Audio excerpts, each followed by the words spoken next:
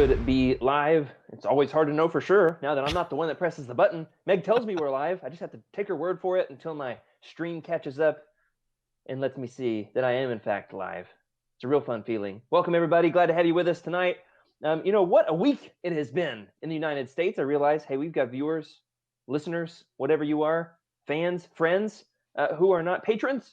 We've got all kinds of people who are part of the Utini community who are not U.S. American, and that's great. Welcome. I would say you're especially welcome because we're crazy.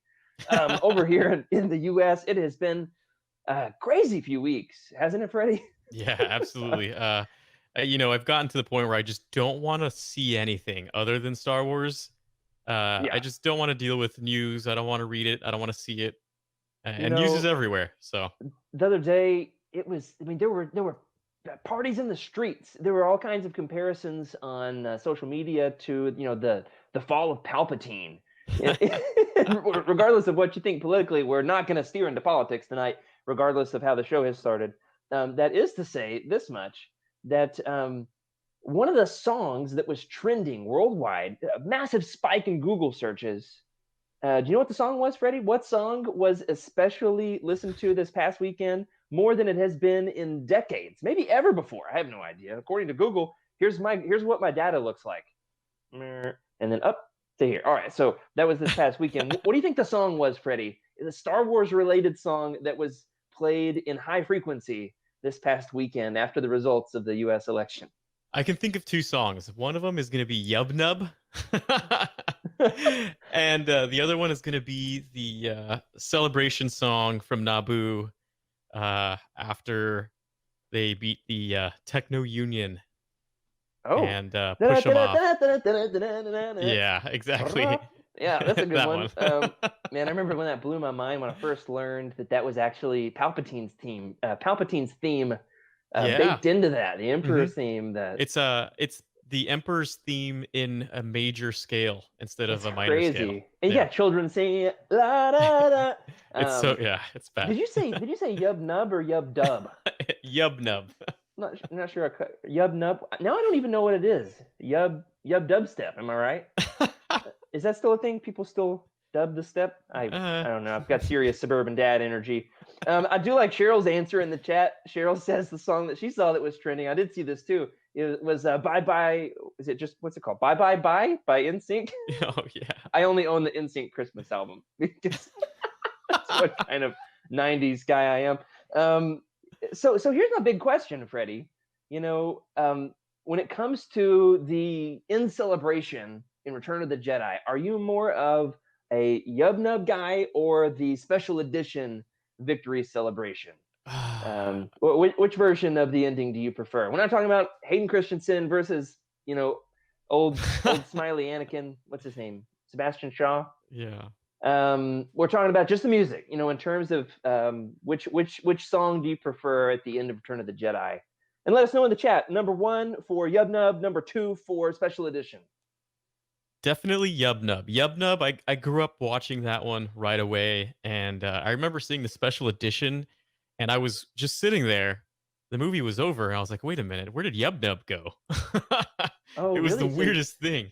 So you're a Nub Yub guy, man. I'm a nubber? Is that what they call us? Really butchering this. I've got to tell you, I didn't start off with the unspecialized versions. I first saw the special editions in theaters and owned the special editions. Oh, they're right here. That's cool. On VHS. I remember getting these under the tree as a kid. My mom gave them as a dual gift for me and my dad. Well, let's be honest. We know who got the better use out of that Christmas present between me and my dad. The special editions here are what I grew up with. Eventually came around to love and appreciate Yub Nub, respectively. But I do appreciate that in the originals, or in the special edition, the victory celebration music is almost a little bit somber. Yub Nub is goofy, man. I mean, it's real goofy. Yeah. That's one of the complaints people have against the special editions, is that they're too goofy, right? But Yub Nub is as goofy as Star Wars ever got. I mean, that's as goofy as it gets, man. It was like the prequel to those Ewok movies was Yub Nub. I mean, Yub Nub was the writing on the wall. They still smell like Christmas. Christmas 1998 or whatever year I got this. So what are our answers in the chat? I said I prefer the victory celebration from the special editions.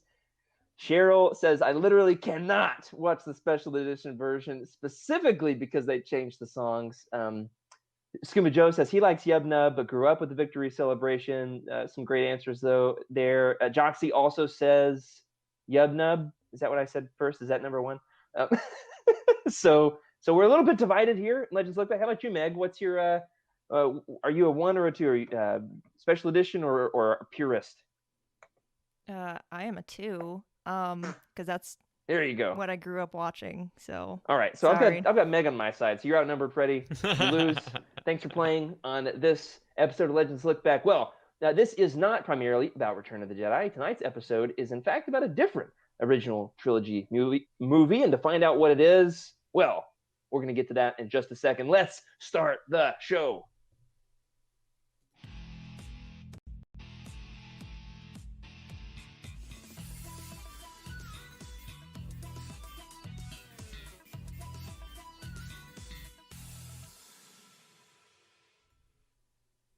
Hello, everybody, and welcome to Legends Look Back, a show brought to you by Utini.com, the Star Wars podcast for people. This is the exact same introduction I did last week. Oh, come on. Let's start it over. Oh no. I forgot to change the text. That's a shame. All right, see if I can come up with one on the fly. Okay, great. Welcome, everybody, to Legends Look Back, a show brought to you by Utini.com, a Star Wars podcast for people who got the special editions under the Christmas tree in 1998, where we talk about all things Star Wars Legends, celebrating our rich EU history, as well as diving into lesser-known Star Wars classics. I'm your host, Jared Mays, who's now sweating from that mistake. And today I'm joined once again by Freddie C. What is up, Freddie? Hey, everyone. How's it going? Are you rocking a Boba Fett jacket?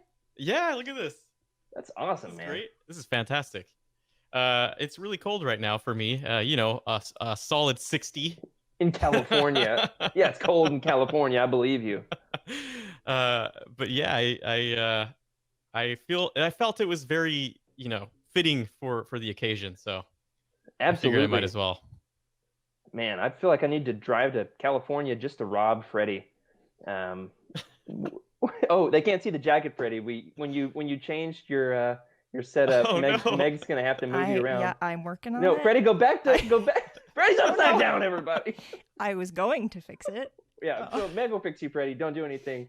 Everyone remain calm. Everything is fine.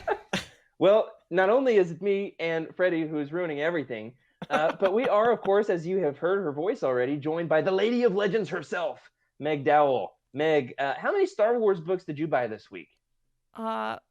Technically, sorry, I can never remember where my camera is now. It's over here. What is happening? We've gone through a big transition on the show. There's a lot to keep up with.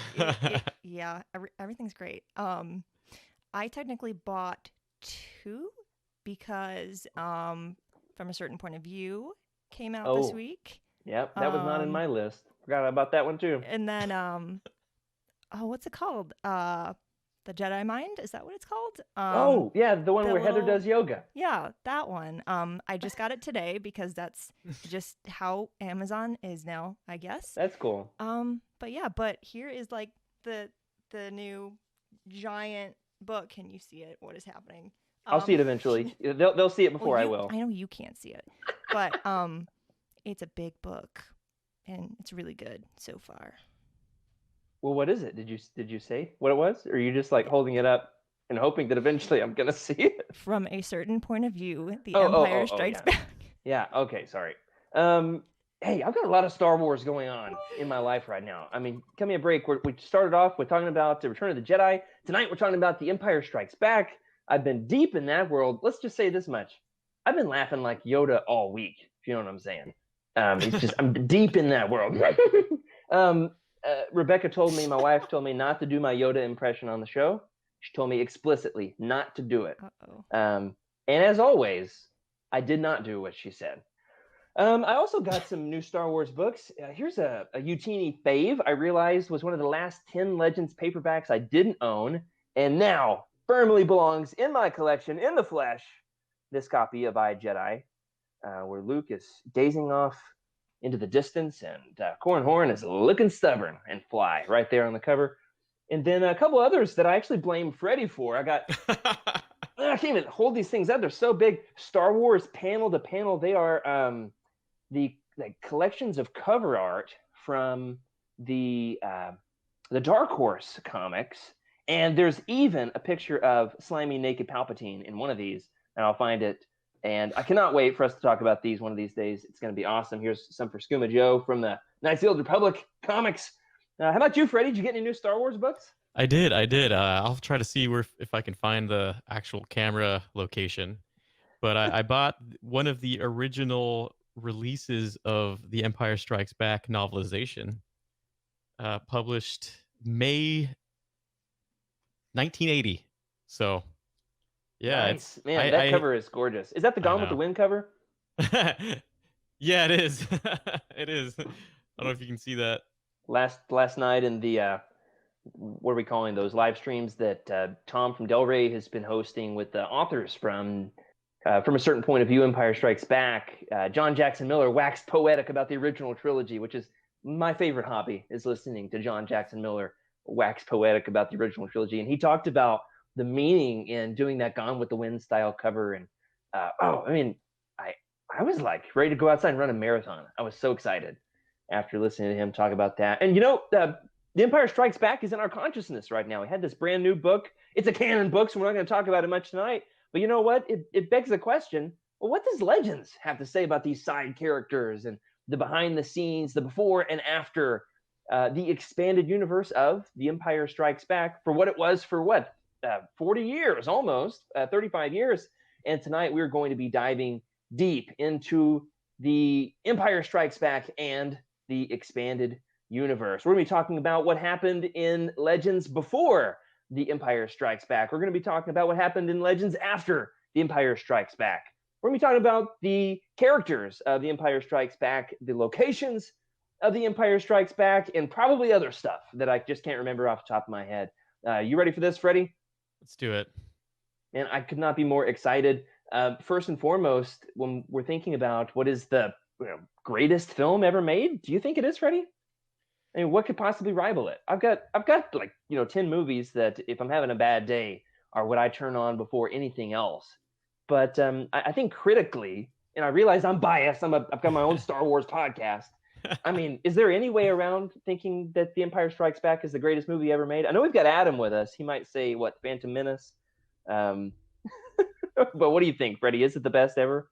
Yeah, it's definitely my favorite. It always has been. And that was even before I knew everybody else liked it. So it's pretty legitimate for me to, as a kid, to just continuously watch Empire Strikes Back over and over and over and over. Yeah. Totally. And in my opinion, I feel like a lot of what we see in pop culture comes from Empire Strikes Back, right? Sure. So I just always related to that. I feel like it was, we had Star Wars. It introduced Star Wars to the fans. And then Empire Strike Back introduced Star Wars to the masses. That's how I feel about it. I think one of my earliest memories, it's hard to know exactly where this ranks in the timeline of my earliest memories. It's definitely, top 5 earliest memories, is my mom asking me, son, which is your favorite Star Wars movie? And I remember thinking, oh, I can have a favorite? And I'm thinking, I just really like watching those snow speeders whip around the AT-AT. It's just a ton of fun when it goes between the legs and it falls down and then Luke crashes and he gets out with a lightsaber. You got Obi-Wan going, Yoda the Dagobah system. I mean, it's just an absolutely flawless movie. And it wasn't until I got deep into my Legends fandom that I came to realize that there is a lot that's fleshed out about this movie. There's also a lot that's not fleshed out about this, which is why we've got so much fun with a book like From a Certain Point of View. When it comes to The Empire Strikes Back and Legends, the fact of the matter is there's a lot of content set between A New Hope and Empire Strikes Back. But if you think about it, there's also a ton of material after Return of the Jedi. But there's one gap there, those 6-9 months, a year. Trevor's not here, so I can say whatever number I want. He's our timeline guy. There's not a ton of Legends material between Empire Strikes Back and Return of the Jedi, is there, Freddie? No, there really isn't. It's almost like a dead zone, right? It's Yeah, really interesting. except for one glaring, massive exception. One of the biggest Legends multimedia stories there ever was Oh in Shadows of gosh. the Empire. And we'll Yeah. talk about that. But before we get to that, we've got to start off with an infamous book on Legends Lookback. That is The Empire Strikes Back Before the Empire Ever Struck Back. You know what I'm talking about. We're talking about Splinter of the Mind's Eye. I said it. I said the words. The episode's now cursed. We have talked about one of the most, I'm going to say the worst Legends books. We'll say one of the more off-kilter Legends books, because we're all about positivity here at Utini. This is one of the things we talked about. I believe it was episode 8 of Legends Look Back. They're now all available for the public on Patreon, so you can check that out if you haven't heard it yet. It was a ton of fun. I mean, how crazy was it, Freddie, that we had Heather on the show, and yet there was not a single curse word or dirty joke? Oh man, yeah. I always think about that. It's like the greatest I don't know how miracle we in the did history of Utini. it. I don't know how we did it. She was an awesome guest, but what was almost as awesome, except for not at all, was the actual book itself. I've done a lot of torturous things. I mean, I used to work 12-hour days in Arkansas summers doing manual labor with people that didn't speak my own language. And you know what? This was a more painful experience than that. Was trying to read Splinter of the Mind's Eye. But one of the major questions that was raised by this book is the fact that this was supposed to be the low budget sequel to Star Wars. If Star Wars was only moderately to not successful, right? So Yeah. in your opinion, Freddie, in what ways did Splinter of the Mind's Eye work as the sequel to Star Wars? Because positivity, but also in what ways did it absolutely strike out? Empire Strikes Yeah. Out. That's what it should have been called. Isn't that like a Lego movie? I feel like it is. Yeah. Yeah, this is a hard one because Splinter of the Mind's Eye. I guess the best way I can view it is standing back. It was the first EU book, right? Expanded universe book. It's not the first Star Wars book, but definitely the first EU book, and it really set the pace for what George. He had a backup plan, which was much drearier than what we got. Right? It was a fog-covered planet, so that there wasn't too much to do with with the set. Um, I mean, there was like one dogfight, I think, or no dogfights. I can't Yeah, there's remember. one Yeah, right at the beginning of the book, exactly. Yeah, they but there's try to. only 3 ships involved. Yeah, exactly. It just, and I really think Hala was a good character, though. Honestly, I think she was a really good character, and I'm sad that she was not brought into the rest What, of. the crazy wisecracking old woman? Yeah, she was great. I don't know if she was great, but she was something. She was Um, something. But yeah, it's a hard book to picture it in canon. It just can't exist. there's plenty of room for a Luke and Leia adventure on a weird planet with a weird old lady, but um, it doesn't especially work as the sequel to what was the greatest movie ever made at that point in time. We do have another taker for greatest movie ever made. Wes says Rocky, but he says I get this as a Star Wars podcast. Um, I did something. We're all doing movie marathons during quarantine. Doing 2020. I had my wife watch all the Rocky movies, and she absolutely hated every minute of it because she doesn't like violence. But guess who had a ton of fun? This guy. Anyway, that's beside the point. Splinter of the Mind's Eye doesn't exactly work. Freddie's got some great points here. He says that this is really funny here that Luke can swim, which is funny because he comes from a desert planet. But what's the flip side of that, Freddie? Leia cannot swim. Even though she was raised as royalty on a planet just teeming with bodies of water, and there's like Yeah, nice pools, probably fountains, yeah, streams. yeah. It's Alderaan. It's like you just picture peace and tranquility and beauty. But Luke, who comes from the desert, pro swimmer because the patriarchy. Am I right?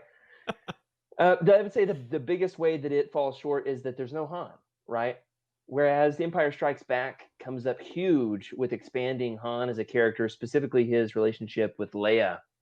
Um, as we get into another book that is kind of like a what if, an alternate universe for The Empire Strikes Back. We talked about it a little bit last week, and that is Infinity's Empire Strikes Back. Freddie, I want to ask, did you catch, and Meg, you can answer this one too, I made a big glaring continuity error in last week's episode concerning Infinity's The Empire Strikes Back. Did you catch what it was? No, I didn't catch it. What did you say? Did What did catch you it, do, Meg? Jared? Anybody in the chat catch my big continuity error concerning The Empire Strikes Back in last week's episode? I'll give you a hint. It's Tauntaun related. Did you find it, Meg? Did you catch this one? No, I have no idea what you're talking about. All right, any takers in the chat? I could not for the life of me remember last week whose Tauntaun gets sliced open. Which of those Tauntauns saves? What's the plural of Tauntaun? Just Tauntauns? Tauntauns, yeah. It sounds weird coming out of my mouth. I could not remember which Tauntaun is the one that Han says, I thought they smelled bad on the outside. Do you know off the top of your head, Freddie, whose Tauntaun gets sliced open? Definitely Han's or Luke's? Tauntaun, because Luke's Tauntaun is already in the Wampa's stomach. Fried chicken. Yeah. Well, I got that wrong last week on the show. I talked about how in Empire Strikes Back the Tauntaun dies, and I said it was Luke's Tauntaun. Well, Luke's Tauntaun has been dead for 40 years now, and he's been that way whether you're watching the movie, reading the book, reading from a certain point of view, or even Infinities, which is totally fine. But the big change that it makes to the story, of course, early on with Infinities is killing off Han's Tauntaun. Could not survive the cold. Is that what happens? Anyway, yeah, there's a Tauntaun. It died just before it got to him. So he couldn't refrigerate heat. He couldn't keep Luke warm in the sleeping bag, right? Yeah. It's almost like ramen noodles. We love our noodles here on Legends Lookback. The other major thing that it does is it shows Leia, becoming the New Hope, because Luke dead in Infinities. So Leia, of course, has to follow through on Yoda when he says there is another. So Freddie, let me ask you just a regular old Empire Strikes Back question here. When you first saw Episode 5, what did you think Yoda was talking about when he said there is another? I mean, us as Legends fans, we've got so much continuity in our heads at this point that it's hard for us to think anything else other than Leia. But can you put yourself back in your childhood shoes? You know what? I had no idea, to be honest. That was the hardest thing to really just determine, because at that point I remember watching it and hearing there is another, and it took me a while to realize, oh, Leia, it's his sister. Clearly, she's the other one. But of course, I remember when Clone Wars came out, everyone was thinking, oh, maybe it's Ahsoka, right? Oh, okay. But yeah, I'm pretty sure it was always at that point, it was always going to be Leia. Before that, I don't think George really had an idea where he was going to go yet. I bet you know who it is. Could have been Baby Yoda. Am I right? Maybe. No, that would be one massive retcon, wouldn't it? Could have been Han, according to the Infinities. Absolutely. Yeah, Han is like, oh yeah, hey Leia, I'm going to train as a Jedi. Be a pretty cool Jedi, don't you think? And she just, like, in typical Meg fashion, turns to him and is like, no. So that's awesome. We've talked about a couple of alternatives to what The Empire Strikes Back could have been, but we actually have to talk about EU adaptations of The Empire Strikes Back. There are three major ones. Number one is the novelization itself that Freddie has there, and mine is actually serving as a stand over here for Revan and Malik's Funko Pops, and I don't want to disturb them. Otherwise, they'll start fighting with each other, and then there'll be cloning tanks, and Bastila will have to save the day. It's a whole thing. The one major continuity thing to mention about this, of course, came out in 1980, is the fact that this came out before the movie, right? This came out in April, 6 weeks before the film. Freddie, can you imagine what it would have been like to read this book before the film? Would you have done it? I would not have done it. Would you have read a novelization of a Star Wars movie before seeing the movie? No. Del Rey's ripped that away from us in recent years, and rightfully so, because we're spoiled and we have no self-control. What do you think it would have been like to have the big reveal of Episode 5 spoiled? It reminds me of the big reveal for the album of Phantom Menace.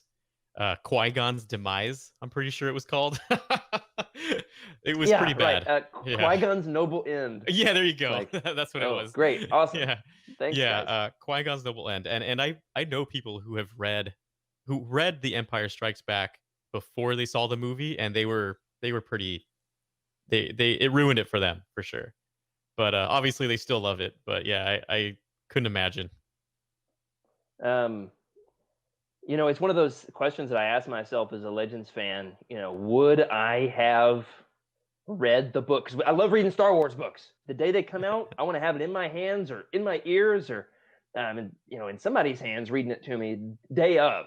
Now I'll do whatever it takes. I mean, I used to drive 2 hours to the closest bookstore when I lived in rural Arkansas to get my hands on some of these books. It was that important to me. It was like books come out on a Tuesday. I get a phone call. Hey, Jared, I want to meet with you in your office. Sorry, I'm out of town today. Yes, I got to get my Star Wars book. So would I have done it? It's hard to know. But I know a lot of Star Wars fans did, and it totally colored their experience of enjoying these movies, whether it was with A New Hope, Empire Strikes Back, or Return of the Jedi, and I think even the prequels. Isn't that right, Freddie? Did the novelizations come out before the movies? I believe they might have. I want to say I can't remember honestly. It's been a while, but I'm pretty sure that there were a couple that were released, and I had the book, but I would not read it in that case because I just like you, I had to pre-order everything. I have to have it the day it was released. Yeah. I do want to make mention to something that Cheryl has brought up in the chat here, which is, going back to a question from a minute ago. She says that, was it always Leia with the other? And something we didn't mention is I actually think, correct me if I'm wrong here, Freddie, and some of the behind the scenes stuff that I've read, Lucas didn't actually know who the other was when he wrote The Empire Strikes Back. He obviously had some scripting help too, and I think he wrote it in as a plot crutch, so Mhm. that he would give himself flexibility to maneuver in the finale. Yeah. So he had a couple of different ideas of what it could be. I think historically, if the timelines are correct, and hey, I could be wrong, because Lucas is always changing his mind when he recaps the history of Star Wars. He's given so many different alternative histories about what has happened. I believe that he did not come up with the idea that Leia was the other in that scene until much closer to the development of Return of the Jedi. Does that check out to you? I can kind of see that. He, I mean, it was a work in progress until the very end, and even after the movie's release, it was still a work in progress. He was always changing it, adding elements, making it better, cutting it, recutting it, taking things away. Right? It was his art piece that he just constantly Yeah. worked with. So Which leads us back to the special editions. yeah, exactly. It all Yeah. comes back to the special editions. It does. And personally, I think if he had not done that, I don't know how popular Star Wars would have been. Because it kept a lot of us during that time of the Dark Ages interested because I was a kid when the re-releases came out. I got to see them in the big screen with my cousin for the first time, and it was pretty magnificent. And without that experience, I don't know if it's so interesting because we can argue about this, but I don't know if he knew. It just doesn't. It, Yeah. it seems like it would be very George Lucas to not know. The more I think about it, I think that it was like his primary idea that Leia was the other, but that he had not totally decided that she was Luke's sister at that point in the timeline. All right, this is sounding more right to me the farther we go. But I do want to say, if you want more information about the making of The Empire Strikes Back, it's a totally excellent way to celebrate this film for its 40th anniversary. The book that I would recommend, there's several great histories of Star Wars, but the one I would recommend the most is called The Making of Star Wars The Empire Strikes Back. And it's by J.W. Rinsler. And I've got to say, it is absolutely massive. I think the hardcover sells for $85 now on the market. You can get it for $15 on Kindle, but it's got all kinds of fun multimedia stuff in there, video clips and audio files. And it is massive. I'll tell you this much. I think it would take you longer to read this one book than it would take to read the entirety of the New Jedi Order. It is absolutely massive. You can take my word on that. Have you checked those out, Freddie? I have, and we're totally getting rated at the moment by Oh, Strictly awesome. Casual No and way. the Strictly Casual posse. Hey Well, it's our everyone. first grade, Freddie. This is massive. Hey, what's up, guys? We are a Star Wars Legends podcast talking all about the 40th anniversary of The Empire Strikes Back. We are recommending the behind the scenes tome by J.W. Rensler that is the making of Star Wars The Empire Strikes Back. I mean, don't you think he could have come up with a more creative title, though? You know what? It It's pretty works. straightforward. It is what it is, man. Absolutely. Well, we're talking about the adaptations and behind the scenes of The Empire Strikes Back. We also need to talk about the fact that, yes, there was a novelization, but my favorite area of the fandom in terms of being a Star Wars expanded universe fan is the old school NPR radio dramas. And there's a really fun one for the original Star Wars, and it's got all kinds of extra material, the real expanded universe of expanding the universe. Of course, all kinds of stuff in the deleted scenes. It's reincorporated, and it's got great voice actors across the board. Mark Hamill himself reprises the voice of Luke Skywalker. But then when it came to The Empire Strikes Back, they didn't go quite as wild with incorporating new elements and adding in deleted scenes. There's a few little lines of dialogue that are tweaked and expanded, not nearly as much as the original. However, most remarkably, yes, Mark Hamill returns, but also Billy D himself comes back to voice Lando, and it starts off a long chain of Billy D continually coming back to reprise his role as Yeah, Lando Calrissian. Have you ever listened to these, Freddie? I have. Yeah, I'm a big fan of it, and I think it solidified Billy D in fandom too, because he loves Star Wars. He loves being Lando. Like Lando is Billy D. So if anybody was going to play it, it was going to be him or somebody he was cool with. So it's just it's pretty cool, man. I'm so Yeah, glad that we got to he got to reprise his role, right? Well, hello yeah. there. What have we here? Every What have time we we talk here? about Lando, Freddie, we just de-escalate into you and me doing Lando impressions for like 2 or 3 minutes. It's like clockwork.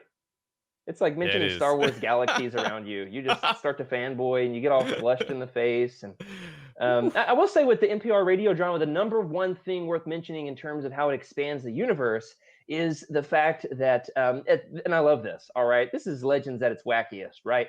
At the climax of Luke Skywalker's lightsaber duel against Darth Vader on Cloud City in the book, because it's all audio. You can't see the minutia in the performance. You can't see the nuance in their eyes. Instead, you've got to announce everything. There's no narration, at least Yeah, I don't think so, not much. So yeah. Luke audibly announces his decision to jump off the balcony or the gantry into the service shaft there on in the heart of Cloud City, whatever you call that room. What do you call the room where they fight? You know, the room where they fight. Uh, the breezeway. The room with the catwalk. Catwalks are Yeah. never a good thing in Star Wars. Luke announces his decision. He's like, "Well, Vader, if you're my father, I guess I'm just gonna jump off this thing and kill myself." And it's so incredibly goofy all these years later. But it does raise a good question, doesn't it, Freddie? Yeah. Do you think that Luke was trying to just escape Vader, or was he trying to kill himself? I never really thought about it that way I until never. preparing for the show. I think he was just trying to get away from his dad, right? You're not my dad, and then just jumps off, jumps off the catwalk and doesn't really think twice. Oh my gosh. Yeah, it's totally a "you're not my dad" moment. Man, as a kid, the mystery of The Empire Strikes Back, the wonder of it, it's got so much in that movie, especially compared to the others, that leaves you just watching it and it's metaphysical and you're thinking, what is happening here? Of course, you've got the Dagobah cave, but then also as Luke jumps off, seemingly to his death, as a kid, I just remember being flabbergasted, my mouth wide open, jaw agape, wondering where is he going and how is this going to end? And then he's just going down the slide, and I was like, I'd kind of like to go down that slide. It seems fun, but like, can I go down with both of my hands intact, please? If I ever go down a slide, as much fun as that, and maybe like lube it up a little bit. It seemed a little bit painful to slide down that thing. The squelches of him sliding down Ugh. that shaft, isn't it just totally I horrible mean, noise? he not only does he have his hand ripped off or cut off with the lightsaber, but he's also got to go down a dry slide. Dry slide. Cheryl makes a great point. She says a slide isn't fun if you don't know where it ends. Just true. Never considered that. That's why my 2-year-old, when she sees the ones that are twisty with the big, they're like covered on the top, she's always like, "What do you think about this? This safe? You've got 5 seconds to stop me. Otherwise, I'm going for it." Gotta love her. Nothing like her older sister who would never go down a slide with or without my help. Well, Freddie, we've talked about the adaptations. We've talked about the alternatives to The Empire Strikes Back. Let's talk about the prequels in Legends to The Empire Strikes Back. First and foremost are the old school Marvel comics. Now, Freddie, this week I downloaded them all off Comixology with grand plans to read them, and I couldn't do it, man. They are very different. They are to different. try to get through these things. One of these days, though, we'll do like a whole retrospective episode of trying to tackle some of the classic Marvel comics. But there's, I think The Empire Strikes Back starts in episode 40. So several years worth of continuity in terms of developing the expanded universe for what happens before The Empire Strikes Back. In a minute, we're going to talk about the Marvel comics after The Empire Strikes Back, and I've got a fun tidbit there. Moving on into the books that are a little bit more consequential in Legends, the first that we're going to mention is one that's a little bit divisive. I know that our buddy Rob, not the biggest fan of this one. I myself put it in my top 10, and that is Scoundrels by Timothy Zahn. Yeah. Freddie, how about you? Are you on Team Rob or Team Jared? Are you positive or negative on Scoundrels? I'm a big fan of Scoundrels. I like Scoundrels a lot, and I think it's because I also really liked Ocean's 11, and I have to be honest, I haven't seen too many heist films, right? It's just not my genre that I go towards. So Ocean's 11 was pretty cool, and then when I read Scoundrels, I just bought it without realizing that it was an Ocean's 11's book, style book, right? And I was such a big fan of it. Well, that's what sold me on it. And honestly, my first read through, I was having trouble because you've got a lot of new characters to learn, and the way that it pulls in characters definitely involves some Legends loopholes. It's significant as a follow up or as a prequel to The Empire Strikes Back for two major continuity reasons. One, Han has already spent that reward money. I remember looking at that big old, what is it, like a wagon full of just boxes of gold or whatever it is. A lot of credits that Han receives there on the base at Yavin. And in typical Han fashion, by the time we get to Scoundrels, he's already spent that money. Yeah.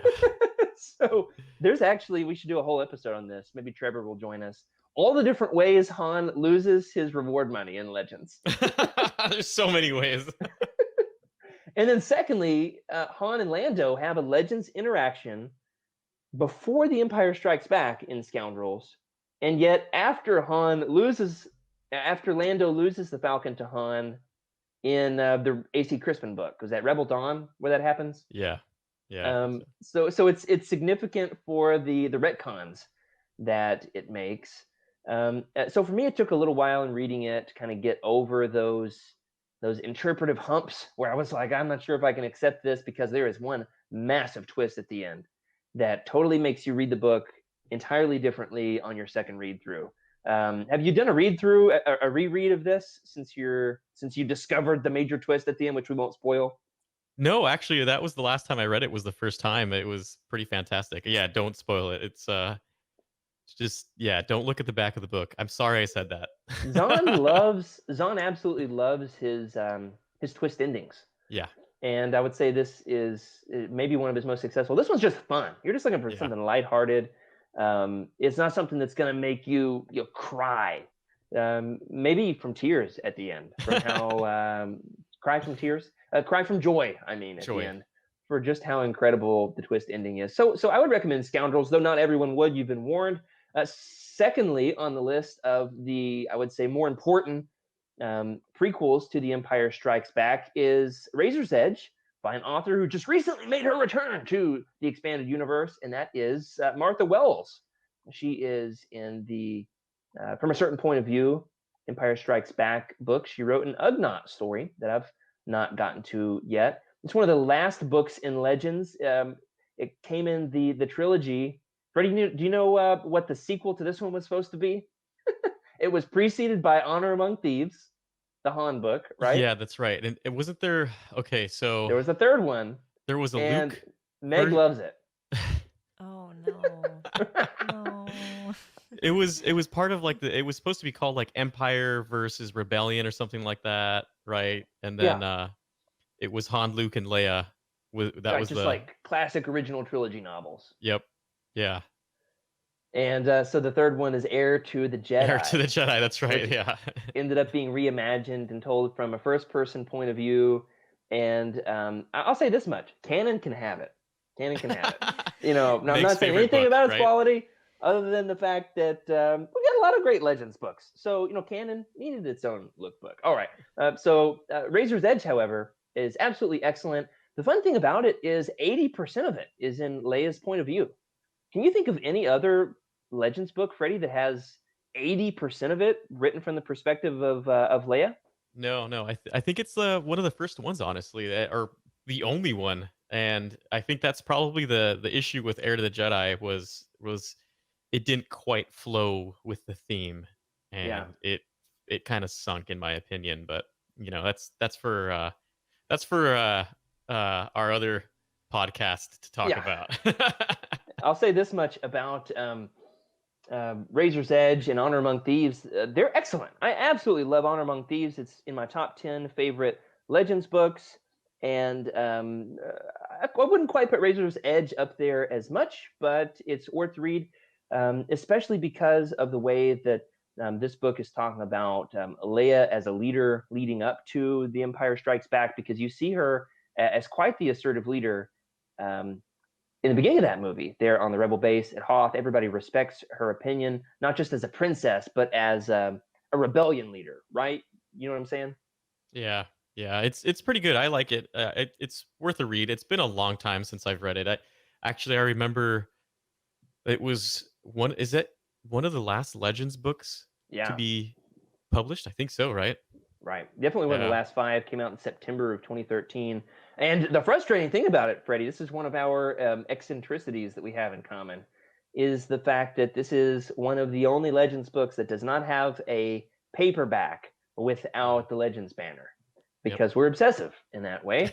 I spent a good amount of time today trying to decide, do I want to go ahead and complete my collection with those paperbacks that never got Legends banner, that never got versions without the Legends banner? Do I just want to go ahead and buy them with the Legends banner to complete the collection? It's a totally obsessive conundrum that I'm in. But hey, Star Wars Legends fan problems, am I right? One final book worth talking about as a prequel to The Empire Strikes Back is a book that actually got two different covers, and one that I'm sure that our buddy Cheryl especially loves as a huge Mara Jade fan, and that is the Timothy Zahn's Choices of One. Choices of One, of course, is the sequel to Allegiance. However, we're recommending Choices of One as the prequel. Really worth checking out for The Empire Strikes Back for one major reason, and that is this entire book centers around the plot device of both Mara and our heroes, right? Luke and Han and Leia trying to find the Rebel base, like trying to find a new place to set up camp after obviously the Empire learns about Yavin, so they've got to evacuate, right? Um, Freddie, I want to ask you one question about this book. Which of the covers do you prefer? So we're not even talking about content here. Which of the covers do you prefer? Do you prefer the hardback or the paperback? This is probably one of the first times that I say that I like the paperback. Okay, I agree. I agree. What do you think in the chat? Do you prefer the hardback or the paperback? One for hardback, two for the paperback. Here's my number one gripe with the hardback. What person's model do you think they use? Whose likeness? What famous celebrity do you think they used to make the cover of Choices of One? Should I say it? Because I've got one strong guess that I've thought since I first saw this cover, and it's distinctly not the same image at all that they're using on the paperback release. What do you think, Freddie? Yeah, it's so funny because you wrote it in the show notes, and I have to say 100%. Once you see it, you can't unsee it. Yeah. It's Amy Poehler, right? Yeah, Amy Poehler. Yep. I mean, which kind of makes me want an Amy Poehler Star Wars movie where she's like teaming up with stormtroopers and making jokes when they bump their head on doorways. So somebody make that happen. Is Amy Poehler a Star Wars fan? That's something we're gonna have to find out. For the right money, anyone's a Star Wars fan.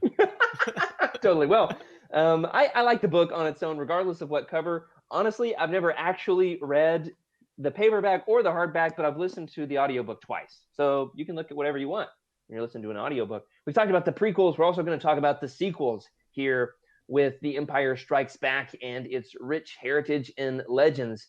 And we're right back at the exact same starting place with the Marvel Comics. In issue number 45, I said issue this time, I said episode earlier. Issue number 45, it's the first issue to follow The Empire Strikes Back. There's one glaring continuity error. Do you know what it is, Freddie? I didn't actually notice this until I saw the notes. Actually, I had no idea.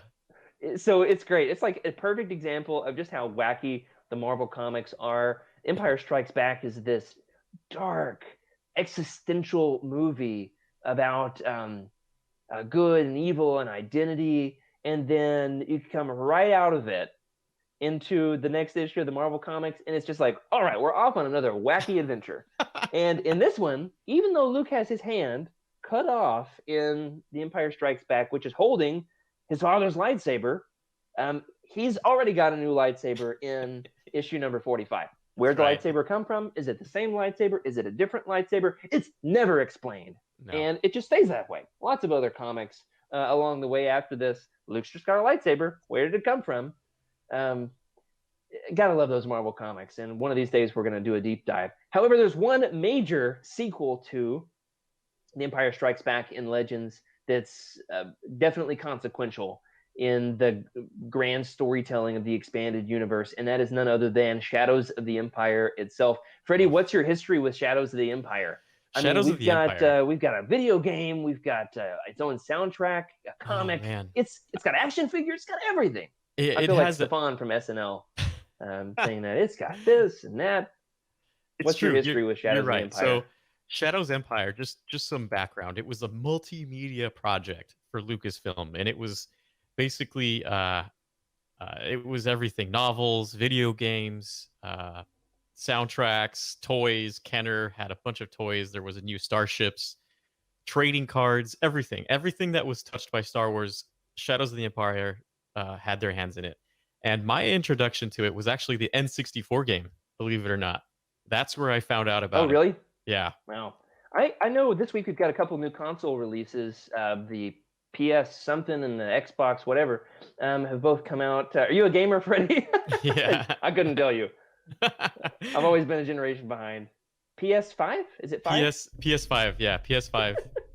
Anyway, it's had a lot of people on the team talking about how in their history of buying some new Star Wars, buying new video game consoles, a lot of people were saying that they first bought the N64 because Shadows of the Empire was a launch title, or very close to being one at least. So they were like, I had to buy a new console just to play this Star Wars game. That's how important this was back in '96, man. Yeah. I've got quite a few of the action figures myself. I, however, have never read the book. But Freddie, we love to play our games on Legends Lookback. And here's a fun game for us, okay? Hopefully you did not Google this ahead of time. Everybody in the chat, you're welcome to follow along and play this game with us. Here's how the game goes. I'm going to list off a number of Shadows of the Empire related characters, topics, ideas. And the question is, which one of these has not been reincorporated into canon? Okay? Because a lot of things from Shadows of the Empire have made their way back in. One of these, however, has not. And honestly, looking at the list, I don't even remember which one it was. So give me a second to figure it out. Okay, I've got it. I should mark that for myself for next time, because that could get real out of hand real quickly. Okay, so which of the following has not been recanonized? You ready, Freddie? Yeah. Let's do it. Number 1, is it the Falleen species with their pheromones and ponytails? Number 2, the Black Sun Crime Syndicate. Number 3, the bounty hunters battling over Han's carbonite slab en route to Jabba's palace.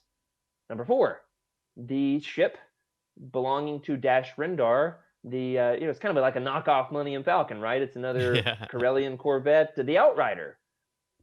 Number 5, Dash Rendar himself as a character. And finally, Prince Shizor as number 6. Which of the following has not been recanonized into the Star Wars expanded universe? What do you think it is, Freddie? Well, I feel like I need some do kind of music as you decide. I'm pretty sure Prince Shazer was brought back into Rebels at the right. I feel like so just going down the list, the Feline, the Black Sun. I know I've seen Black Sun in canon. The Outrider, that's a tough one. Dash You're right on Render, Black Sun. You're right on yeah. Black Sun. I'll give you that much. Dash Render, I believe, was brought back in. I think it was like a little adventure story of some sort. Let me pull it up. He's in canon, so you're Okay. right that Dash Rendar. I think it's in. Yeah, it's the solo tie-in novel Tales from Vandor. Yeah. Okay, that's the one. So he gets an Easter egg in that. So it's like the most obscure tie-in to a movie that a lot of people Yeah. never saw, right? And so it's like, how much is he actually canon? Doesn't matter to me. He's canon. He's all canon. right? He's canon. He's back, baby. Let's see. Outrider, pretty sure the YT 2400, if I'm not mistaken, is still canon. It is canon. I'm trying to remember where, but yeah, it's canon. So you're getting yeah, close. I know they actually had. I'm pretty sure. I'm not sure if it was the Outrider, but there was a YT 2400.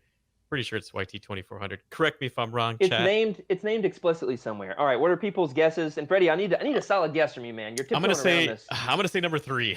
I'm just gonna go Number with number three 3. is. Anybody else want to guess? Which one of these is it? I'll give you the list one more time. Which of these is not in canon? Faline, Black Sun, bounty hunters battling over Han's carbonite slab en route to Jabba's palace, the Outrider, Dash Rendar, or Prince Shizor. How do you say Shizor? Do you say Shizor? You say Zizor? I think it's supposed to be Shizor. Shizor is how it is in the audiobook, so you know. What audiobook? Doesn't matter. Scoundrels, I think. You know. Yeah. Okay, so it is number 3. The bounty hunters battling over Han's carbonite slab en route to Jabba's palace is in the Shadows of the Empire comic. That's where that story is especially told. And as far as I know, I'm only halfway into, from a certain point of view, Empire Strikes Back. We really need a shorter title for that dadgum book. Only halfway through that. So who knows? Maybe it's in there. I will say this much, that it's incredible, isn't it? How many of these things have been brought back into canon? Yeah, it's at least as Easter eggs. Almost all. I mean, a lot of content, if you think about it. Black Sun especially has been carried throughout almost everything. Every video game that I feel like I play, I see Black Sun. Yeah, I was looking for the behind the scenes on what things were recanonized and which things weren't, and I've forgotten where I got some of this information because I was trying not to put it all into the show notes so as to spoil Freddy. But it's mostly from. All right, so here's a fun one. Shizor was first mentioned in the. He was made canon by a cookbook in the Star Wars Galaxy's Edge, the official Black Spire Outpost cookbook. There is something called Shizor. What is it? Shizor salad. Shizor salad. What's it called? There's something in here named after Shizor. So, first of all, what does that taste like? Second of all, what do its pheromones do to you? Doesn't matter what you put in the salad, it's going to taste great according to those pheromones. Oh, man. Well, let's not talk about the pheromones because that is one problematic part of the book. But I do love how many nods it's gotten in canon, which is a ton of fun. But let's talk about some other characters. Talk about Shizor. We've talked about him enough. Let's talk about some other Empire Strikes Back characters. If you really think about it, there are 4 major characters who were introduced in The Empire Strikes Back, right? So you've got Yoda, Lando, Boba Fett. You ever heard of Boba Fett, Freddie? Maybe. And I'm not talking about the Wampa or the Tauntaun. The other major character is Palpatine himself. Of course, made his initial debut as a monkey, right? Wasn't it monkey eyes on a woman? Yeah, that's right. Monkey eye. That's been replaced. And I would say that's one good way the special edition has paid off with The Empire Strikes Back. But which of these 4 characters, Yoda, Lando, Boba, and Palps, which do you think is the most successful new character in Empire Strikes Back? So we're drafting teams here. Who's your first pick? I'm going to say this is a tough one because it changes with generation. I would say Yoda has become that character right now, but I would say, Boba Fett. Boba Fett had what, like 2 lines? 1 line, 2 lines? I forget how many lines he had, and he's no good just to me, rocketed. Yeah, he just rocketed off into fandom. So I would say Boba Fett. If we're being technical, Freddie, he's not introduced in The Empire Strikes Back. In fact, he's introduced in a Legends story, if we want to call it that. Do you know where Boba Fett made his first debut? Do you know this piece of Well, trivia? I'm just gonna say, we have, we give Heir to the Jedi not Heir to the Jedi, I Jedi. What was it? I forget. Sorry, I Which tried to book? delete that one. The one with Luke, point of Both of view. them are not the best. Yeah, Heir to the Jedi, yeah. Heir to the Jedi. Um, we'll give that to canon, but we still have to keep the holiday special. So, Yeah, um, so it does come from the holiday special. Freddie, do you consider holiday special Legends? it I mean, it's not definitely. canon, is it? It's a George Lucas property, but is it canon? Oh, they tried to delete it. They tried to delete it from all of our memories. They tried to do a Berenstain, and it just did not work. Yeah, it never existed. You just Jedi mind trick, wave Yeah. the hands the right way, use a mesmerizing voice. I think isn't there? We'll see if we can post this in the Discord channel. Isn't there an interview where like where Harrison Ford was on a late night talk show, and Jimmy Kimmel or somebody asks him about the holiday special, and Harrison Ford says, "What?" Like he plays dumb, like he doesn't know what he's talking about. Do you know what I'm talking about? Is this a thing? No, I it's feel a like it's thing. a thing. A lot of people that when it, I'm pretty sure even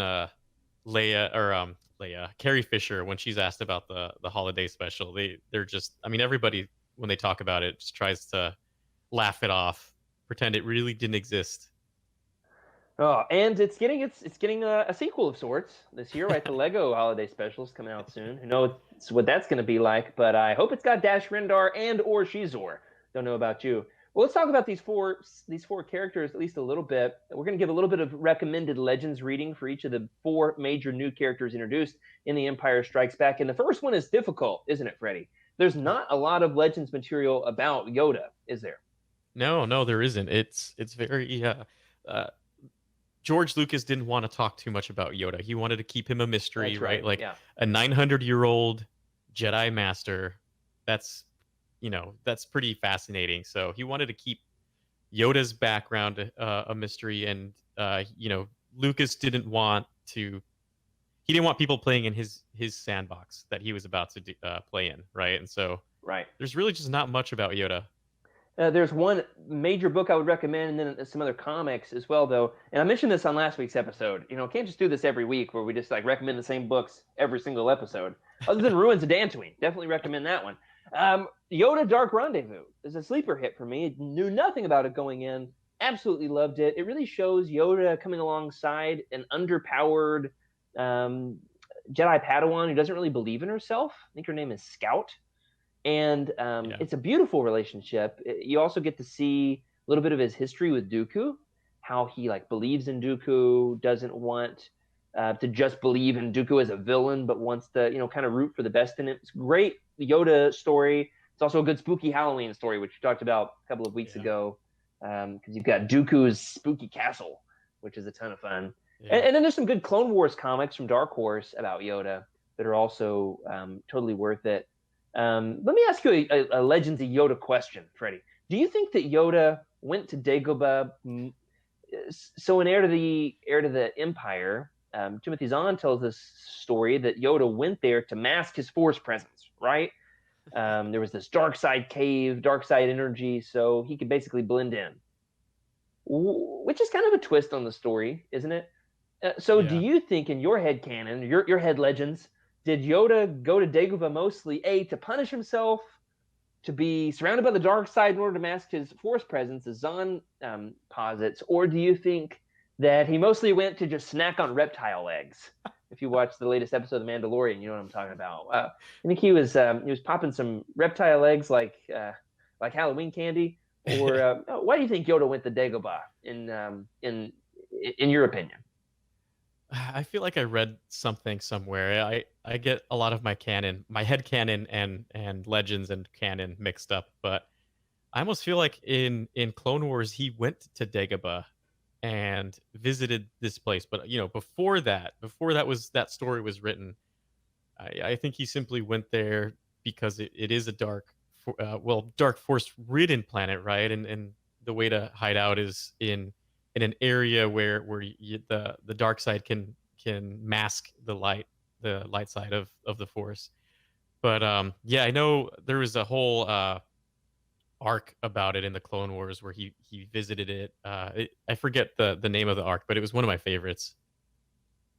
Oh yeah, later on was that season 6 where he like hangs out with Qui-Gon's Force Ghost. Yeah, and he gets a bunch of visions and stuff, and it was a pretty it's a very mythic Yeah, uh yeah episode. It's one of my favorites. totally. There's other stories in Legends about what happens on Dagobah, especially with that Force Cave. We're gonna come back to that in a minute. We talk about the locations, but let's talk about Lando. Lando in Legends, of course, gets his own trilogy. Or now that it's been reprinted as one volume, he's got a pretty dense book, The Lando Calrissian Adventures, which, if you think about it, in a way, is kind of a little bit canon-ish. If you look at it, and squint the right way, don't you think, Freddie? Yeah. Because in Solo, Lando says, "Here I was on the jungle moon of Asean," and I don't know what else there was there, but I haven't actually finished the books. It's one of the few Star Wars books I've DNF'd. I could not make it through the first Lando Calrissian book. I think on Goodreads it still shows that I'm reading it. Spoiler alert, I'm not. But one of these days, I'll read it, totally. So let me ask you this, though, about Lando. As far as the EU's storytelling potential was concerned, what do you think was the most intriguing thing about Lando when you first saw The Empire Strikes Back? He says a few different things, does a couple of different things in the movie to make you think like, hey, I wonder what that's all about. For you, was it when he said, "You've got a lot of nerve coming here after what you pulled"? Was it about how he became BFFs with a cyborg in Lobot? Or was it the backstory of the Falcon? How did Han end up getting the Millennium Falcon from this guy? Which of those do you think had the most storytelling potential? The crazy thing to me is going back and remembering watching like one of my first 10 times watching Empire Strikes Back, seeing Lando come in, not really knowing anything about his character, right? He's a pretty fascinating character. He's got a lot of background, but you don't know where it's from. You don't know anything about the interaction that him and Han had. You just know that there was some dealing, some gambling, and the fact that he became the Baron Administrator, of Cloud City uh, through gambling is pretty fascinating. He was such a mysterious but regal character, and I really Yeah. liked it. He just shone, compared to you see the heroes coming off. They've been through a lot, and then you just see this suave guy with a cape. It's pretty amazing. That was actually almost on my list, Freddie, was why does he wear capes? And I actually thought that the Why capes not? they were given their moment in the movie. In Solo, he's got like a whole cape closet, which is very extra for sure. So that didn't make it on the list, but clearly it should have. So, Cape closet. it's fun to see the way that Legends explores that initial statement that he says, "You've got a lot of nerve coming here after what you pulled." So what did he pull? Is he specifically talking about how Han got the Falcon, or was there something else? And so Legends actually retcons that 3 or 4 times Yeah. at least. I mean, who knows how many other short stories or comics explored this that I've never gotten into. Bet you Trevor knows. We'll ask Trevor. So there's a lot here in terms of what you can be excited about with Lando. And if you want to know more about this, of course, we've got a Lando Calrissian reading guide up on youtube.com. We also did an entire episode, the Legends Guide to Lando, a few months ago, and you can access that a number of different ways: YouTube, Patreon. Got our own podcast feed, and you can check that out as well. But Freddie, I'm gonna turn this one over to you because you're wearing your Boba Fett jersey tonight. Is it a jersey? What would you call that? I mean, Outfit? it's a jacket. It's definitely a jacket. Let's call it an outfit. It's almost like a utility jacket, but outfit. It's nice. I I'm like cool it. with it. I'm tempted to fly to California and rob your apartment just to get that jacket. And I guess I could order my own, but in true Lando style, I'd like to pull off a heist. It'd be pretty fun. So let me ask you this: there's a ton of Boba Fett stories out there, especially in Legends. What's your favorite Boba Fett story? Oh man, There's a ton. There's a Especially if you ton, think about the comics. especially in the comics. He's a fan favorite in comics, in my opinion. I would say there's a lot of content about Boba Fett, right? You've got the holiday special, which really kind of fleshed him out, and that's where he became a thing. As much as people want to ignore it, he was writing like a Stegosaurus right? With the rifle that we see in the Mandalorian. It's a So dewback, isn't it? yeah, I don't remember what it was. It was something. It's Barney the dinosaur. Yeah, but I would say I liked him a lot in when he was fighting the Yuuzhan Vong. I don't know if you remember reading Oh a lot of yeah, that. The Battle of Mandalore. Basically, uh, Boba Fett was, the Mandalorians were supposed to be part of the Yuuzhan Vong, and Boba Fett went on to the ship of some. I think he went onto the ship, did some sleuthing around, scanned some things, saw what the Yuuzhan Vong were capable of, and decided, no way, this is bad news. And when the Yuuzhan Vong found out, they just bombed the heck out of Mandalore, and Boba Fett was part of that whole siege. Definitely, like that whole line is pretty fascinating, and seeing Boba Fett yeah. in a warrior mentality versus just a bounty hunter mentality I really liked seeing that about him. That's a fun story for a number of reasons. He unites the Mandalorians as Mandalore, I think, in that story. He kind of takes up the helm of their leader in order to fight the Yuuzhan Vong. So it's fun because you see him team up with like our heroes, Han, Luke, Yeah. and Leia, in order to come together against this common cause. And it's really late in, if I remember correctly, in the New Jedi Order, and so Boba Fett's not in it at all. And then it's called Boba Fett: A Practical Man, isn't it? Yeah. By Karen Yeah. Travis. So he's not in the story at all. In fact, it's like been decades since he's even come up in the novels. It's like, oh, where is Boba Fett? Well, he's out there somewhere. Who really knows? Well, there was like a fake Boba Fett in Boba Fett's armor. I forget his name. It's a whole retcon. But then all of a sudden, it's like, whoa, Boba's back, baby. So I love the way that his story develops. Karen Travis really runs wild with him. My favorite Boba Fett story is like the sequel to that. So Mm. it's his story in Legacy of the Force, specifically in Bloodlines, which explores him trying to reconnect with his family, and then the second to last book in that series. So Karen Travis's third book, Revelation, where he trains Jaina Solo how to be a Jedi Mandalorian, which is really Yeah. really legendsy, isn't it? Yeah, that's It's as super legends as it legendsy. gets. Yeah. But it's not goofy. I mean, it's awesome, absolutely Yeah. awesome.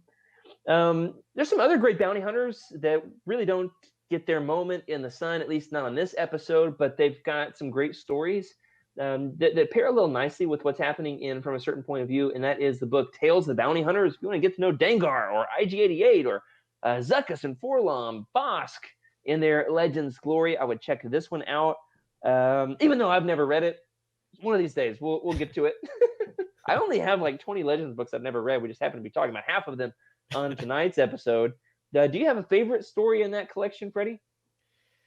I I really like the Tales of the Bounty Hunters, and I just remember when I was a kid, I thought Dengar had a diaper on his head. So it took me a long time to realize that it was just like a scarf of some sort, and just reading about him, reading about the diaper guy is what I called him. This It's one's this one's fun because it only has 5 stories in it, whereas Tales from the Mos Eisley Cantina has like 30.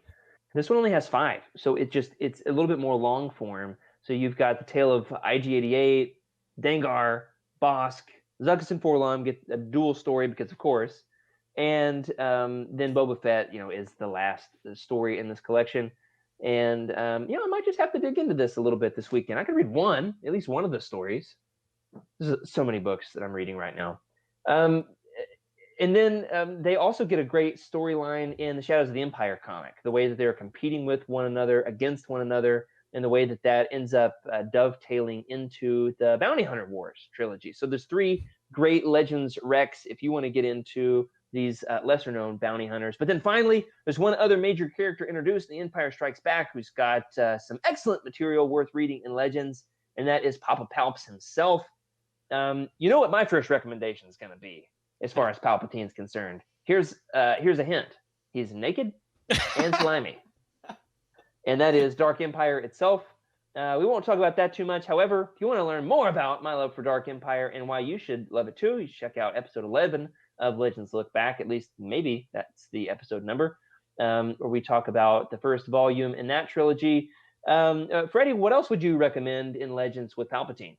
I would say Darth Plagueis was one of my top favorites. It's definitely in my top 10 books. It's a long read, and you have to be pretty committed to it.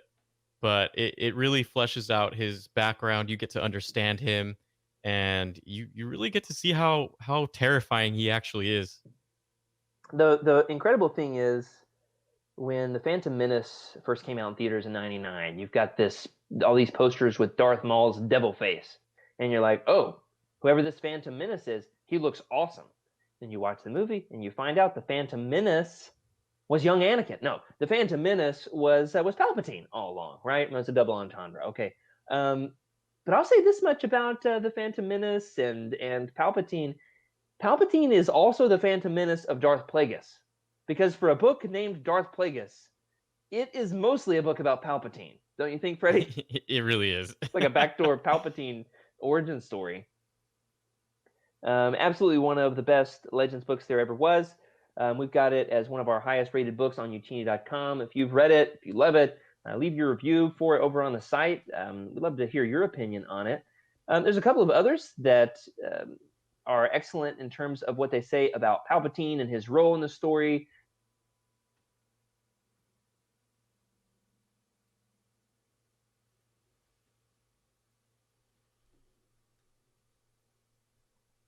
Absolutely two of the best Legends books there ever were, don't you think, Freddie? Yeah, especially the Return of the Sith novelization is in my top 5, undoubtedly. Now, Meg, didn't you just reread one of these? Is Meg reading one right now? What am I reading right now? Okay. Aren't you reading Dark Lord, the Rise of Darth Vader? Yes, I am. It's been like a month, so yes, you're reading the one in this trilogy that I didn't mention. Yeah, that one. That's a real way to throw you for a loop, isn't it? Hey, Meg, aren't you reading one of these books? Am I? No, I'm not. What are you talking about? So F's in the chat for Meg for me almost breaking her brain there. Palpatine's got some great Legend stories and surprisingly few. And they're all excellent reads, though. Now, you're not really going to get into any suboptimal Legends Palpatine stories, are you, Freddie? No, that's not allowed. Absolutely not allowed. Well, we've talked about the Legends characters. Before we close out the show, we're going to talk a little bit about the major locations from The Empire Strikes Back in Legends. The first location that appears in The Empire Strikes Back doesn't get a ton of material in Legends. It doesn't appear in a ton of books outside of dozens of reference guides. I mean, it is in basically every Legends reference guide. But, Freddie, it's in basically every Star Wars video game ever. Most of them, of course, get Legends cred. We're going to slap that Legends banner right across the top of these video games. So, Freddie, you're a little bit more of a gamer than I am. However, I played, most video games featuring Star Wars that have come out before this decade. And by this decade, I do mean last decade. Okay. So what video game do you think had the best Hoth? Oh, this is tough. Oof. So surprisingly, Star Wars Galaxies did not have Hoth constantly. It was like a special game that was only around for like maybe like 6 months, but it was nixed right after that. They didn't keep it around. I would have to say, I'm pretty sure I played a video game where I used a cheat code to play as a snowtrooper, or a snowtrooper. I would say, what was it? It was the PC version of Rogue Squadron. Oh, yeah, I think that the Hoth level in Rogue Squadron is excellent. It's really good. I especially liked the Hoth on the Empire Strikes Back Game Boy game. I remember trying to jump over. It's like a side scroller, and you're riding on a tauntaun, and you're in some sort of a cave. So it's like a whole EU story within a Game Boy game. Oh my gosh, I forgot about that. Incredibly hard. But there's some great Battle of Hoths. I like the one in Shadows of the Empire because it's linear. It's like you got to destroy these probe droids, and you got to take down these walkers, and then so it's fun in that regard. Let's not forget Battlefronts. Oh man, absolutely. Now, which Battlefront are you talking about, Freddie? I'm talking about the original ones. Yeah, there we go. Absolutely. I remember spending countless hours just trying to defend those shield generators. Yeah. Defend those shield generators. Well, Hoth doesn't get a ton in Legends books, but Dagobah gets a few special moments in Legends. One we've already talked about tonight is Heir to the Empire. One that has become incredibly relevant since our last episode is Dagobah's appearance in the Anakin solo story, Junior Jedi Knight's Anakin's Quest. Now, do you know why this has become especially relevant for us in the last week, Freddie? I mean, I don't. I've actually never read this, so Well, in I this have no book, idea. uh, Anakin, Tahiri, and their little ferret Jedi Master Ikrit are going around to several different locations across the galaxy, trying to, get some sort of MacGuffin. I forget what it is.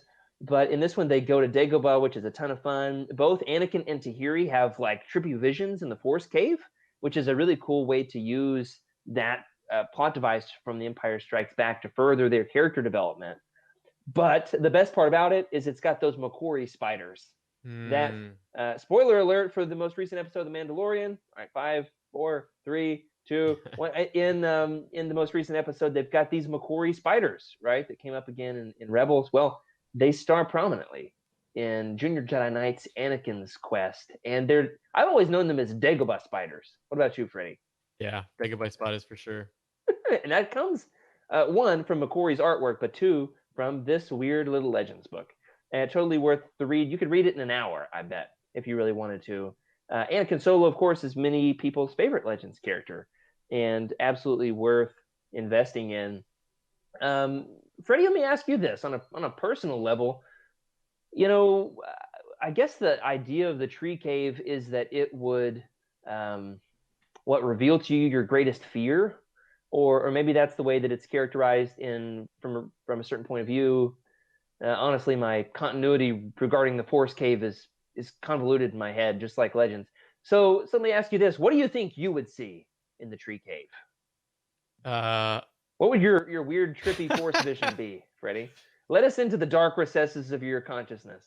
hey, you know what? I would say a slimy, naked Palps eating, uh, just reaching in a bowl that you can't see the bottom of it. You can't tell what's inside, and he's just coming out with a bunch of wet noodles and just eating them. We're just getting into everything right now. Oh, Meg is gonna quit. I mean, she's only been on what 3 episodes, and Yeah, we're gonna lose her. yeah, it was great working with you guys. See you, Meg. Um, I gotta say, I've got one recurring nightmare, which always happens on Saturday nights. I gotta get up to preach the next morning. The nightmare is always this: I get up to preach, and I have no sermon and no pants. So that's probably what would happen to me. A little different than what happens with Palpatine. Okay, for Palpatine, he's naked on purpose. For me, in my dream, I'm naked because it's like my greatest fear. So that's probably what I would see in the tree cave. However, not especially Star Warsy. So if you can think of a better answer, let me know. Let us know, everybody. What's your greatest fear, and how can we exploit it to embarrass you for the rest of your life? In the Discord or in the chat here. It's kind of an intriguing existential question, though, don't you think? What would you see in the tree cave? So just read your copy of The Jedi Mind, take some time in solitude, and then report back. Seriously, we want to know. Does it involve noodles? And finally, the last major location from The Empire Strikes Back that gets a few shout outs in Legends is Cloud City itself. We got one last game, Freddie, before we close out the episode. It's another one of these. Which of these never happened? Okay. Which of these things never happened on Cloud City and Legends? And this was a fun one to come up with because the things that happened on Cloud City and Legends are amazing. Amazing. Yeah. Number one, did Bail Organa lead a slave revolt on Cloud City? Number two, where's Eric? Somebody page Eric. Number two, did Starkiller battle a Gungan bounty hunter? Number three, did a solo family member was a solo family member other than Han ever frozen in carbonite in Legends? D, were the Solo twins ever? I'm messing up these questions. Did the Solo twins ever encounter the daughter of Han's arch nemesis Galandro from the Brian Daly books? You know, the gunslinger Galandro. And finally, number five, did a hut ever win Cloud City from Lando in a card game? So which of these things never happened? Because 4 of them definitely, totally happened. I know they all Yeah, sound unbelievable. they do. But That's the funny thing. Just hearing you Meg, I'm going to saying it. ask you too. Meg, I'm going to ask you too. So think about it. All right, Freddie, Uh, what's your guess? I'm gonna say my guess is number 3 because I know at least one, two, at least 3 of those 5 I've clearly remember. The other 2, I would say 3 and 4. I get a little confused, but I'm almost positive they met. I forget her name. The daughter of Galandro. They met her Yeah. on Cloud City. So I'm gonna go with number 3. All right, so your guess is number 3, which is on my list. That a solo family member was frozen in carbonite. Okay, so what are your guesses? Everybody in the chat, let me know. And Meg, what's your guess? What do you think? Which of these is least unbelievable? Hmm. Well, you think Skooma Joe says his guess is number 2, that there was no Gungan bounty hunter. Cheryl What do you has it think? pretty straight. She has What does no Cheryl say? idea. No freaking clue. Yeah. Legends is very crazy for sure. Meg, what do you think? I'll also go with number 2. Well, that one definitely happened. Oh. So that happened in The Force Unleashed 2, where Galen Merrick or Starkiller, I don't know, it gets convoluted because there's a clone or maybe there's not a clone. It's left a little bit up in the air. He battled a Gungan bounty hunter on Cloud City because 2010 in Legends. Yep. Bail Organa also led a slave revolt on Cloud City. I'm trying to remember what story that happened in. I think it's a short story, so we'll have to call in Trevor on that. I definitely need to read that one, and Pretty I'm sure it was sure like Ugnaughts, somebody right? somebody wrap that legend story and mail it to Eric for the holidays, please. He would love it. Number 3, another solo family member was frozen in carbonite. That actually happened in canon. So that happened in a canon story. I won't tell you what, so as not to spoil it, or to tell you who. But that is canon now.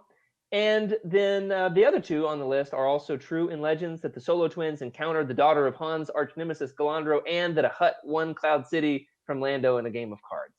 And Freddie, I'll tell you this much about Cloud City: it's featured in Star Wars Galaxies, isn't it, my friend? It is.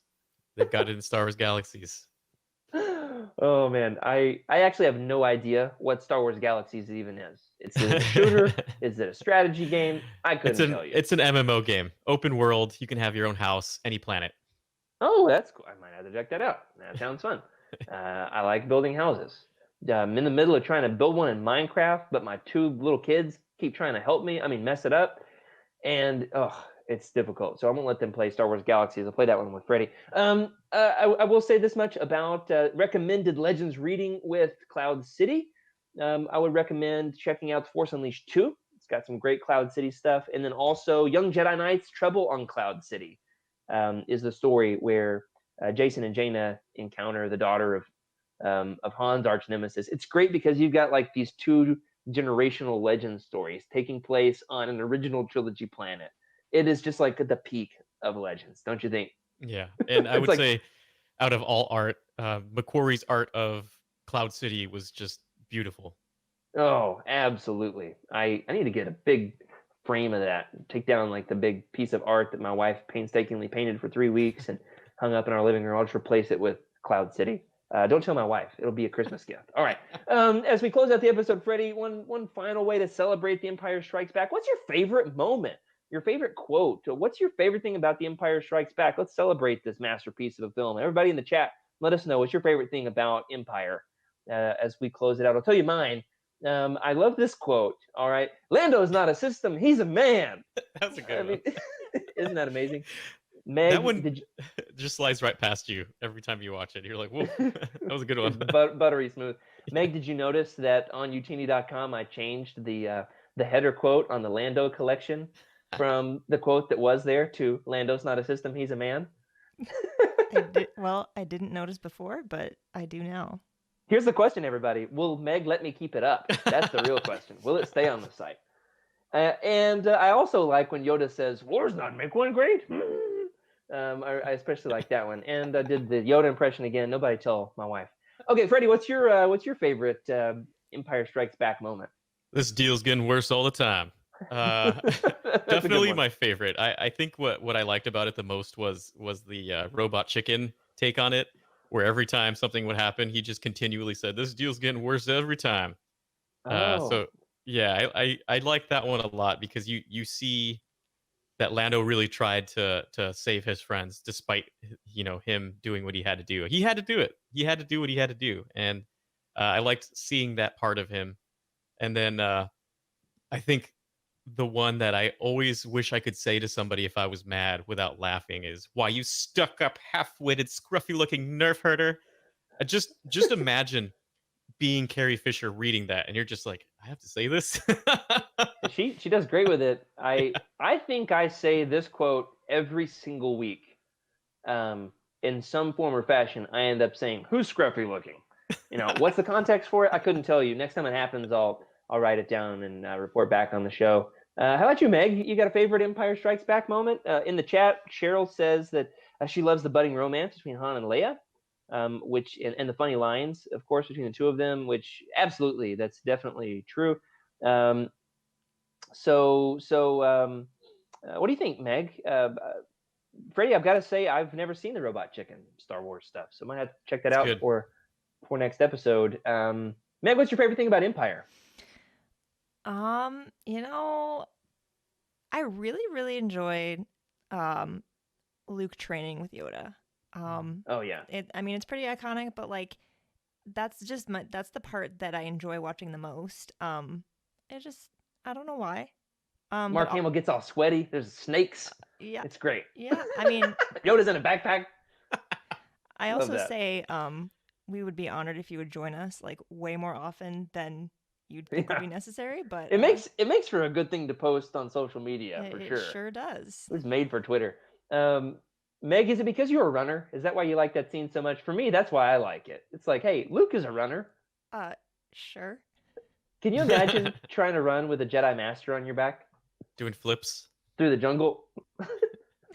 Yeah, I would definitely. It would make your times go down on Strava for sure. Well, this has been a ton of fun. If you want some related reading to check out more than we've been able to throw at you in this episode, we've got some great collections on Utini.com. We've got collections centered around The Empire Strikes Back. Hint, hint. I used it as the template for this episode. We went beyond that, but that was our starting point as we were looking to celebrate this film. Because honestly, we needed to delay another week because we were not ready for the Last Command roundtable, and by we I mean me, because I got distracted with another book. Because Star Wars. You can also check out the collection. So that is to say, it's not Cheryl's fault. It was my fault. We are looking forward to getting into that. In the meantime, you can do some reading up on Yoda, Lando, or even Boba Fett. We've got collections on all of them on Uchini.com. As I mentioned, next week is going to be our two-part roundtable, kicking off with The Last Command and our incredible special guest. The hype is massive. I mean, the anticipation for having Kirill come on the episode, the fact that we delayed another week, it's just going to make it that much more special, don't you think, Freddie? Absolutely. I can't wait. And I've got to finish that book. Oh my goodness. Because from a certain point of view, it's massive. I mean, it's just a big book.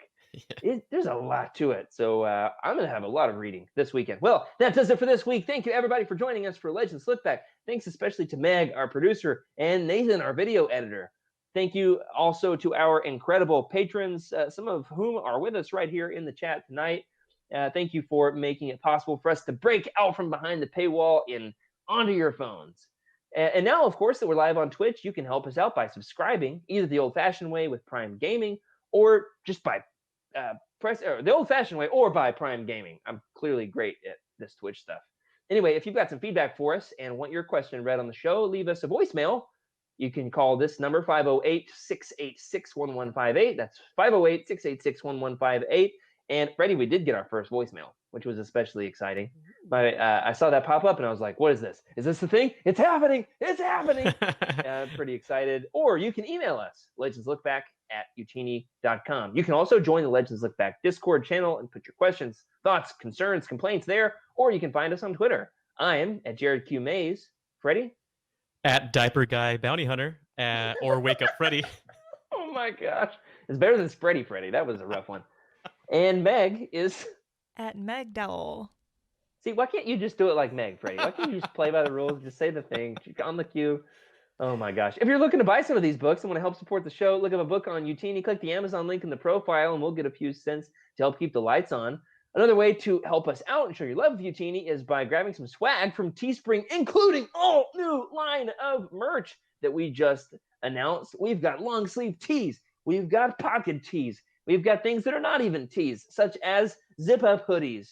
And because it's 2020, the coolest masks in the galaxy. Don't tell Revan, because, man, he's got a cool mask and everything. But Joxy's masks are better, don't you think? They're pretty Anyway, amazing. if you've read any of these books, head on over to Utini.com and leave us a review. Let us know what you think. And in the meantime, remember to keep the Utini fan code and be a force for positivity in the fandom. Good night, everybody, and may the force be with you.